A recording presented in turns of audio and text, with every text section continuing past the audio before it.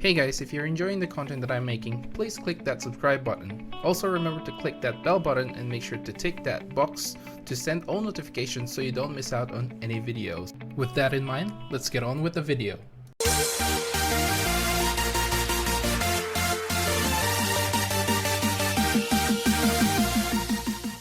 What's up guys, welcome to Munchkins Gaming, where we take your gaming to the next level. This is Munchkins logging in to bring you another Dissidia Final Fantasy Opera Omnia video. And in this video we're going to be talking about the new character event for Noctis, and of course we're going to do the EX fight. Now before we start, I want you guys to know that I am still not 100% and there may be quite a few cuts here and there because I'm still coughing away and actually haven't been feeling very well lately. So yeah, sorry in advance. And the other thing is I am sorry that this video is late because of work. The scheduling, basically I had to work late in the morning, so I had to pretty much sleep and then never really had the chance to actually get into the EX fight. I only did up to the level 50 fight, and maybe some of the I used some of my bells to do the 70 co-op, but that's about it. However, if you have been following me on Twitter, you would have already know that the video would have been late. So if you haven't followed me on Twitter, you can follow me at Munchkins Gaming. But without further ado, let's start with this video. And of course, we're gonna start with the weakness and resistance of the Phantom Male. Now it doesn't have any weaknesses at all, however it does have a resistance to magic attacks.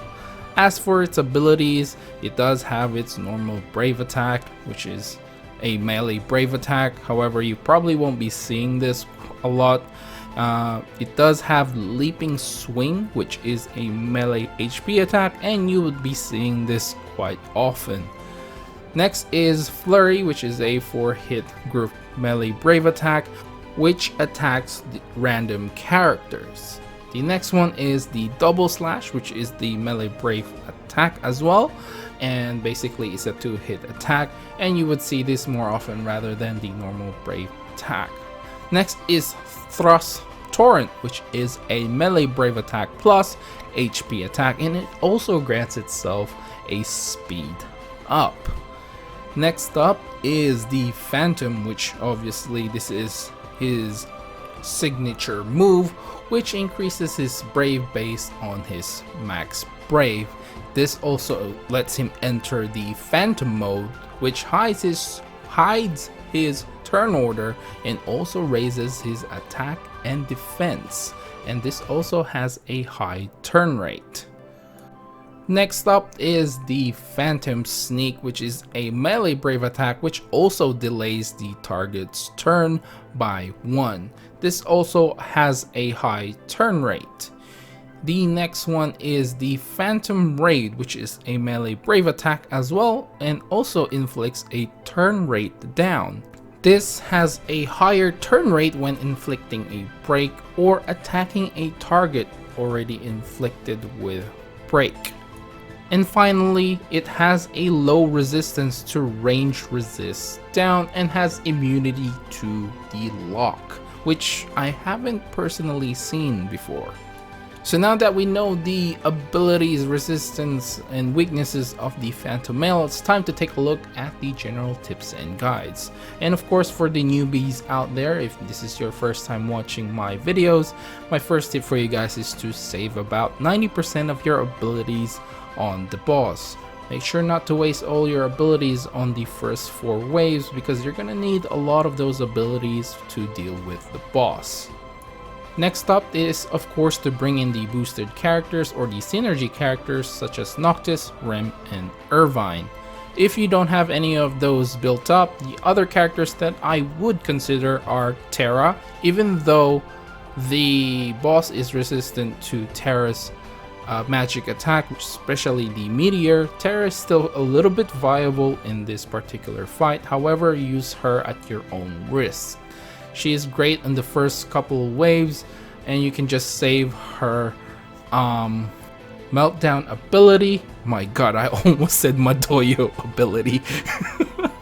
Anyway, next is Sephiroth. Obviously, he's still viable even though he is not awakened at this point. He still deals quite a lot of good brave damage, and especially if for some reason you get broken and Sephiroth gets his turn, you can use Fervent Blow to brave shave as much as you can on the boss. Next up is Cloud and Titus, and I know it's pronounced Titus, I just like Titus. For those who are new out there, Cloud got his EX weapon, so he's definitely a viable option here, and he's obviously got his 60 awakening, and so is Titus. Unfortunately, Titus doesn't have his EX weapon yet, but he is still pretty good. Jet is there because he deals quite a decent amount of brave plus HP attack as well. The only thing with Jet is obviously he doesn't have his level 60 awakening. Now I put the Warrior of Light here as well because he is quite good, especially with his barrier ability. Furion and again Vaughn are here only because they are awakened characters, and Vaughn again is a magic based attacker, so use him at your own risk.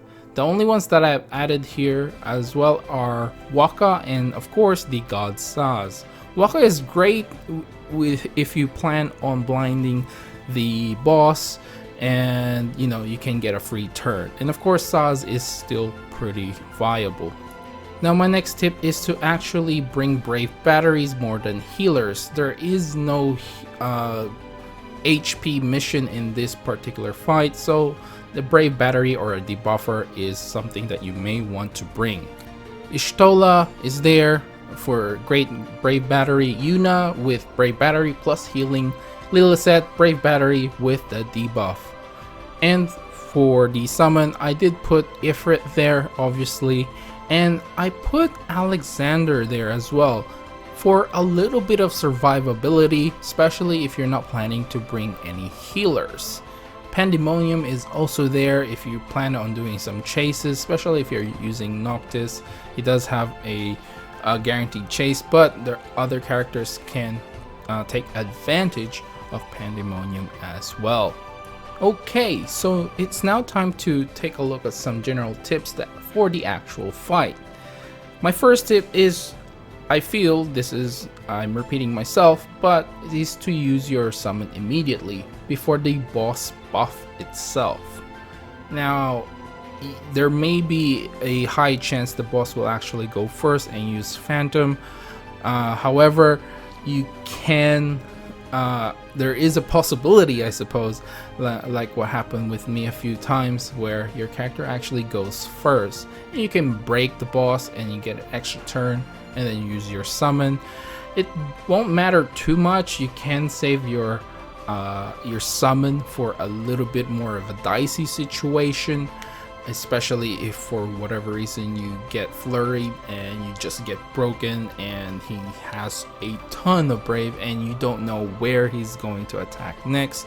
You can use your summon in order to avoid that situation. Now my next tip is to actually watch the turn order before the boss buff itself.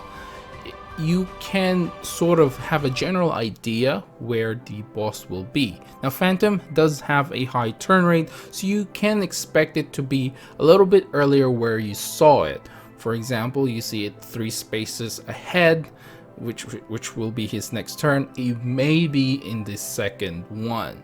If you are using Noctis, you make sure you know when to use your abilities, and because Noctis does have a turn manipulation ability, you may want to just keep an eye on that. Now my next tip for you guys is to actually use the chase ability to gauge when the boss's turn will be. Now this is pretty easy. All you have to do is obviously activate the chase situation with Noctis or Cloud's abilities, and then if 2 of your characters end up launching as well, like what you see now, then at least you know the boss will not be in between those 2 turns. If only one launches, then you know that the boss is in between your two characters. Now for my final tip is basically for the ult attack. This just means that he will use flurry, and all you have to do is make sure you have enough brave so you won't get broken, because it is quite dangerous to get broken with flurry because he gets a ton of brave and it's really hard to shave those brave off if you don't have the abilities. And that's it pretty much for my general tips and guides. It's time now for some possible party composition. Now again, this is not an end-all be-all party composition that you have to have this particular team in order to beat this. These are just some of my suggestions. And obviously the first one is going to be the synergy characters. So you have your Noctis, Rem, and Irvine, and of course for your support, there are only two options at this point that are very much viable, and this is Cloud, and you have to pick a Cloud that has his EX ability, and at least he has his cross/up passive ability as well. You may want to have the finishing touch ability there as well, but the important thing is to make sure that they are well leveled up and has all the passives and has great artifact passives. And the same thing can be said for Noctis, and of course for the summon I chose Ifrit. The next one I have is Cloud, Lilith, and Sephiroth, and this is with a Noctis and or Cloud support. With this particular team, I have had success with this team, and I got to 52,000 points, which is pretty close to the 58,000 points I think that you need. I do believe it's 58, don't quote me on that, but I still had a few more abilities towards the end, which I didn't get to use. I pretty much played it quite safe, so I do believe there is a small chance that you can get your points that required in order to get all the rewards with this team. Now mind you, my Cloud again doesn't have his EX weapon, so I do believe if I had his EX weapon, then this is a whole nother story. So good luck with this particular composition. The next one I have here is the Warrior of Light with a Brave Battery and a DPS. And this is obviously accompanied by Noctis and Cloud support, or Cloud support. And again with the Ifrit summon. Basically, Warrior of Light will use his barrier abilities, whoever the Phantom Male targets, and you pretty much won't take any damage. Brave Battery is just there to keep giving the Brave Battery. And of course the DPS is any of your strongest DPS, preferably of course Noctis or Cloud, because they both have their EX weapon. The next one I have for you guys is the 3 DPS with Noctis or Cloud support. Now this is a little bit more for those people who have a dangerous thrill ride for themselves. You do have the option to just going full on attack with Ifrit, or if you feel like you need a little bit more survivability, Alexander is probably the summon for you. This is pretty self-explanatory. It is basically kill or be killed. The fastest DPS wins. Next one is the Trinity. Obviously this is going to be my last tip for you guys in terms of the party composition. This is basically what the Warrior of Light, Brave Battery, and a DPS composition is. So if you don't have Warrior of Light, there are obviously other tanks that are viable. Galuf, I do believe, is quite effective here as well because of his cover ability. Basically you can just keep using cover to whoever the Phantom Male attacks. And as for healer, Brave Battery, it's up to you guys again, and the DPS is just your strongest DPS. So finally, my final thoughts on this fight. Well, I feel like this fight is not that terrible since we are only facing one boss. And the fact that I had Noctis made it a lot easier. And I feel like if you do have Cloud's EX, this fight would be a lot easier as well.